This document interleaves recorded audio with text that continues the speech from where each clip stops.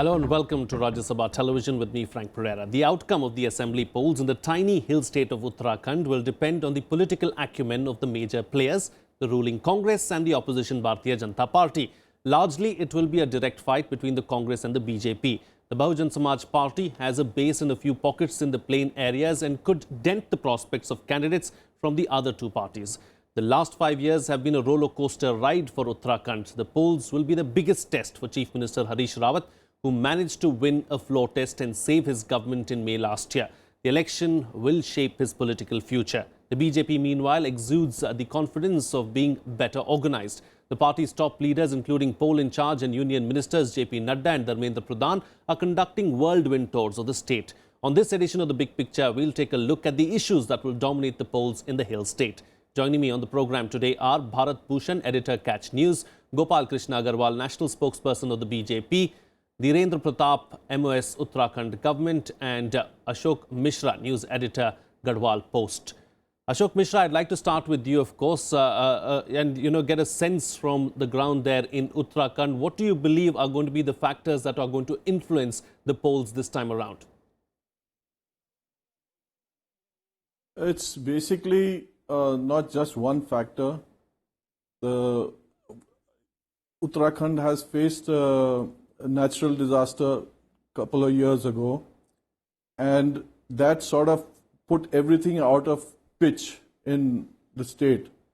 So we had a change in the chief ministership, and Chief Minister Harish Rawat had to make a lot of effort to obtain command of the state, which has led to an alienation at many levels within his party. And the big rebellion that has taken place and is continuing is going to have the major impact. Okay. All right, fine. Hello. Yeah, Bharat Bhushan, like Ashok Mishra has just said, that we cannot really pinpoint one factor, but there are a culmination of several factors that could influence the polls. But what, according to you, is the biggest factor? Could corruption play a major role in these elections? Well, it depends on which party you're talking of. If you're talking of the Congress, then there are 2 or 3 factors. One is the infighting in the Congress. The Chief Minister and the Pradesh Congress Committee Chief, they don't get along together. The PCC chief is vying for a constituency which already has a sitting Congress MLA, so he cannot be accommodated. Yes, there would be corruption, would be an issue for them. Mining and liquor were an issue where there were charges that contracts were distributed in a particular manner. People say the chief minister's next of kin are also involved in it, so that would be an issue. It will also be an issue that a lot of people have left the Congress, but equally some others have joined, so they will have to be accommodated. Those independents who supported Harish Rawat win the floor test in May last year, they are outsiders. They are being asked to join the Congress and contest on the Congress ticket from their existing constituencies. So what happens to the Congress aspirants from those constituencies? So these are the factors that will affect the Congress. As far as BJP is concerned, BJP is a top-heavy party today. Too many leaders, everybody vying for tickets have been distributed except for six I think, yeah, constituencies. But there are 3 former chief ministers who've seen to it that their people should get tickets. Then there are these Congress rebels, 14 rebels who have joined the BJP from the Congress and continue to join. So that number is 15 now. Well, 15 and now 15th, who's the 15th one? ND Tiwari, the latest. ND Tiwari's son. Yes. No, but ND Tiwari's son will get a ticket, yes. Rohit Shekhar. So that could be the 15th. 15th, yes. So these rebels have come, and this obviously upsets all those people who all this while thought that this was a party with a difference, ideological party. They're very fond of saying that we went to serve the nation wearing khaki shorts. So what happens to all these people who want to contest themselves? So there will be those problems. Then too many chief ministerial aspirants. So ideologically diluted party, not a party with a difference. Rebellion on its hands because you're accommodating congressmen. And as I said, everybody wants to be the chief minister. Indeed. So that's going to be a big problem for the BJP. Sure, sure. Gopal Krishna Agarwal of the BJP is with us on the program. Mr. Agarwal, how are you going to deal with several of these issues that have been raised by Mr. Bhushan? No, actually, as Mr. Nadda has said, and you also said, that Dharmendra Pradhan and our party infrastructure organizationally is very strong in Uttarakhand. And we have been working on the ground level for a long time.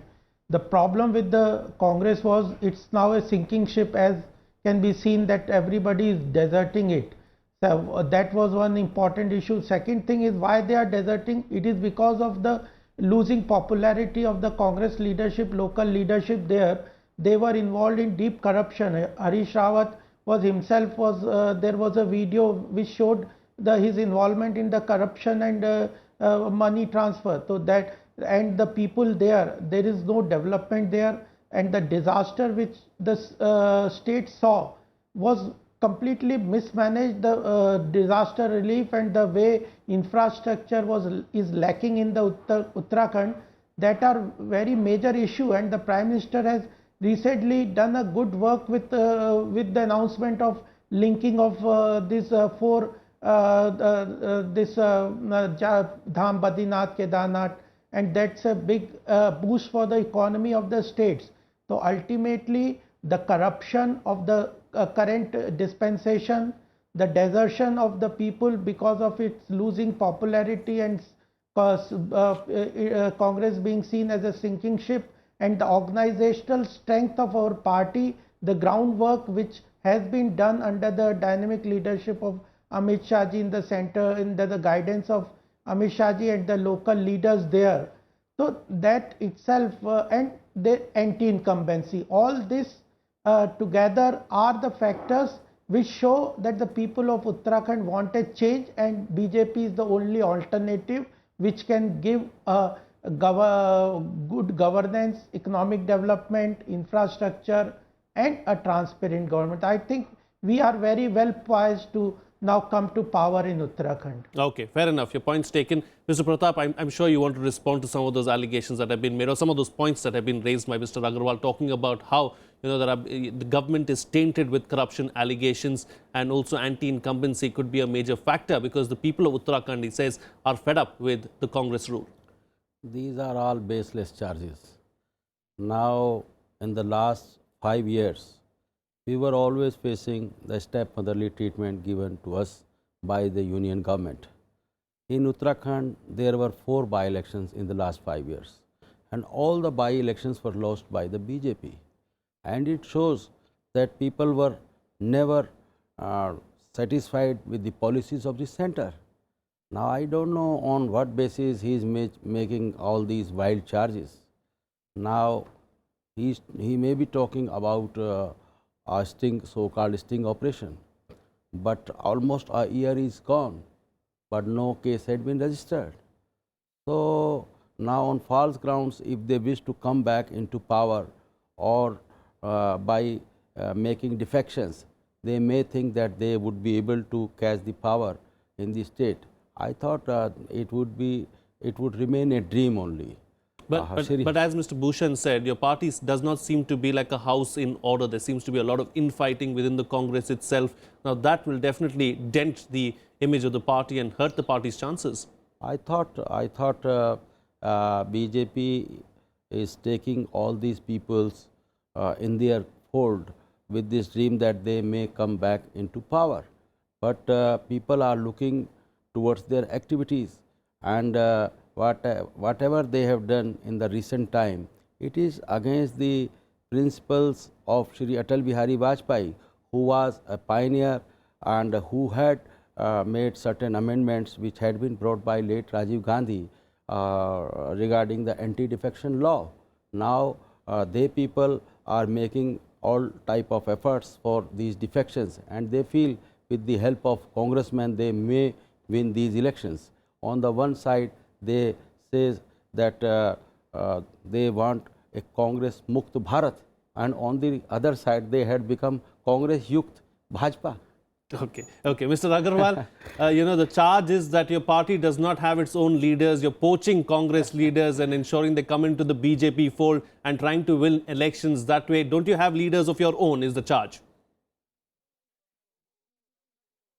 No, no, we have several leaders in the Uttarakhand. We have many leaders there, local. We have Nishank, Khanduri ji. There are so many leaders. It is the people who are coming to the party fold. They are who are not happy with the working of the Congress. And if the Congress had not managed earlier, the government would have already fallen with the speaker, with the connivance of the speaker and the system. Otherwise, people from the Congress had deserted it completely and they had lost the majority.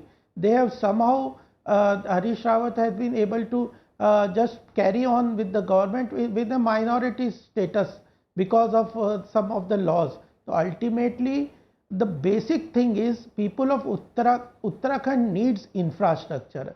It needs a corruption-free government which can create employment, which can create infrastructure. See the level of destruction which happened in the natural calamities. It's a natural calamity prone state, and it needs proper roads, connectivity. Otherwise, there is no mode of economic development to reach to the remote areas of the state. So ultimately, and this can be well provided only when the government at the state level works in complete tandem with the central government. At present, the central government is by BJP, and the state will be most benefited if there is alignment between the state government and the central government. They work in tandem and they are not at friction or conflict. This the people of Uttarakhand understand and know that economic development will come to state in a better way if there are joint alignment of the state, their same government in the state and the center. So this is one factor. And even Nitin Gadkari ji has said he had a strong focus on road construction, especially in the hill state of Uttarakhand. So I think PM Modi himself has committed such large funds for the development of Uttarakhand. People understand these things. Fair enough, your point taken. The working of the BJP government, and they are fed up with the corrupt and inefficient government. I want to take the point that you're making to Bharat Bhushan and get a reaction from him. Mr. Bhushan, the BJP government from the beginning has been talking about cooperative federalism and, involving the states. But here you have Mr. Agarwal saying that there is no coordination between the center and the state. So it's better if the government at the center and at the state is from the same party. So you can see how fake their cooperative federalism is. The fact is, ever since Uttarakhand has been created, and I am a Garhwali myself, I can tell you, we've had one corrupt government after another. There have been only 2 or 3 chief ministers who've been very good for the state. One is Major General Bhuvan Khanduri of the BJP. ND Tiwari was very good. And Harish Rawat is a more than competent chief minister. His development work is very good. To make this kind of an excuse, it's propaganda, it's polemics. To say that BJP stands for cleanliness and clean government, they had a chief minister who was personally taking bribes of 5,000 rupees to transfer primary school teachers. I don't want to name the gentleman here. They have taken a leader from the Congress who messed up the Uttarakhand relief work. And the only reason he rebelled against Harish Rawat was because he thought, the chief ministerial chair was legitimately his. Where that legitimacy comes from is probably from genes, because he happened to be the son of a great Garhwali leader, H.N. Bahuguna. BJP as a party encouraged these people to rebel. They thought that with the help of these people, they would be able to form a government. They were not able to form a government. Now, whether people of Uttarakhand want change or not will be known after this election. Yes. It's merely an assertion to say they want change. Everybody wants change, but what kind of change? Change for better or change for worse? So they don't. Let them say who their chief ministerial faces. Then people will know whether they'll get a clean government or they would not get a clean government. Are they in a position to do that? I don't think so. To run down each government, previous government like this is unfortunate. I'm saying I'm beyond ideology in these matters. I don't care if BJP government comes there. If it gives us good governance to the people of Garhwal and Kumaon, I'll be more than happy. But if again you get people who take bribes for transferring primary school teachers, then it's better to continue with whatever is going on. Indeed, indeed. Mr. Agarwal, I know you want to react to that. I'm going to come back to you, but I want to get in my other panelist as well, because I've just got one reaction, one short reaction from Ashok Mishra. Ashok Mishra, Bharat Bhushan brought up ND Tiwari. How much of a factor is ND Tiwari going to be in this election? He's not a factor.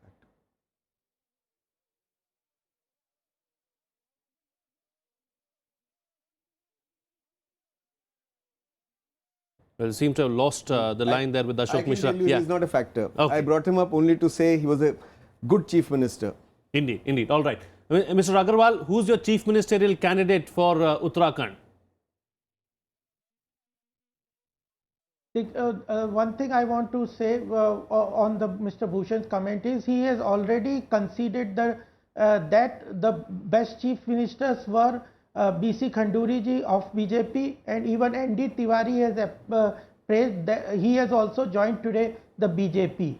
And Vijay Bahuguna, their leader, earlier leader, he has also joined BJP. And the only leader they have is Harish Rawat, who has lost credibility. So I think the Congress, he himself has conceded that they don't have a leader who demands credibility from the state.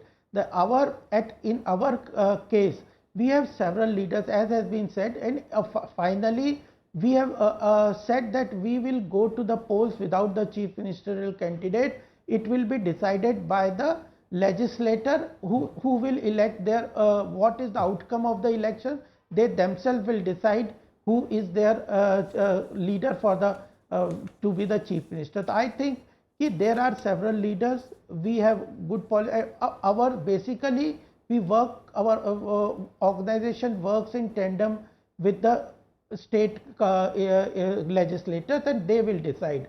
At present, we are not going out imposing leaders like in Congress it is done.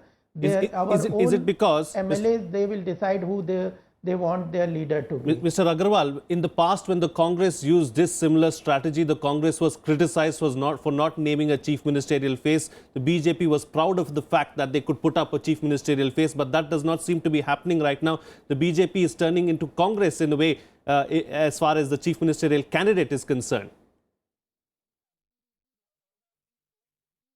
Ultimately, as has been said, it is depending upon the situation. It is for us, it's not important that a chief minister face should be there beforehand. It's important that we have a plan, we have a commitment from the people, we have an organizational setup. With Amit Shah taking the reins of the party organization has become more important in the election machinery. He has been very particular that we have a strong structure to the level of booth. We have in charge, every booth has a in charge, it has a team, then at the district, and then at the every level we have a very strong team, and he is most focusing on fighting election based on organizational structure than individual candidates. So that strategy has done well in local elections, because you see many of the elections, outcome of all the local elections you see over the past 2-3 months, every local election has been won handsomely by our party. Okay, so that strategy has paid off very well, and that strategy being used in Uttarakhand and specifically in Uttar Pradesh, where we have a very strong organizational presence. We are fighting based on organizational presence, organizational Your point taken. Point taken, Mr. Agarwal. Let me bring in the other panelists as well. But yes, sir. Let me bring in the other panelists as well.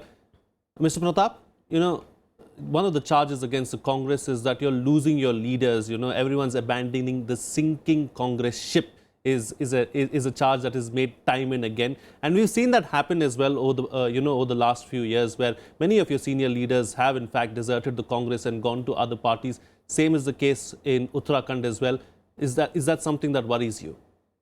Now, in fact, whenever party leaders leaves the party, it has definitely had got a bad impact on the party. I do agree with your submission.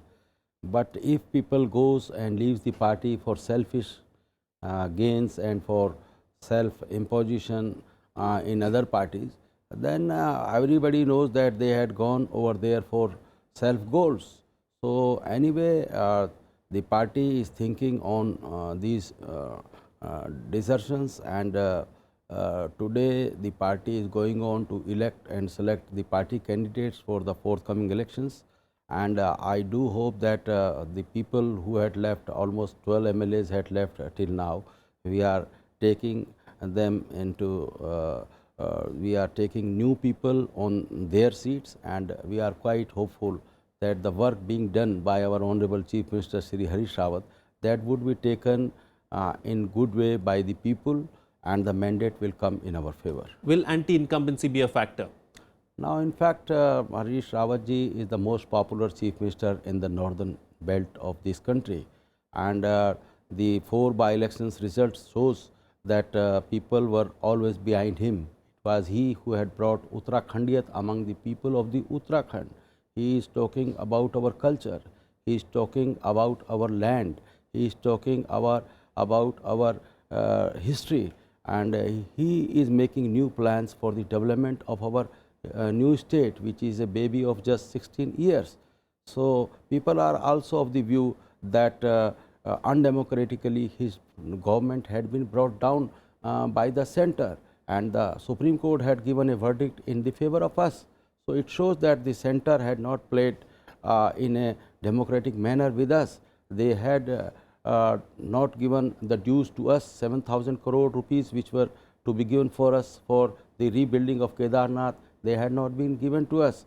So people are angry, and on 15th February when the election would be held, I thought the party will win with a big margin. Fair enough. And then people will see that these defectors would also be shown the door, whatever they had done against the democratic principles and for their selfish gains. You know, taking forward the point that Mr. Pratap is making, Mr. Bhushan, how much of a role do you think that the political drama of 2016 will play out in these polls? Not very much, but it will be at the back of people's mind. They would see Vijay Bahuguna and the people who went with him as opportunists, as people who betrayed the mandate of the people by trying to bring down a democratically elected government, as my friend Dhirendra Pratap ji has said.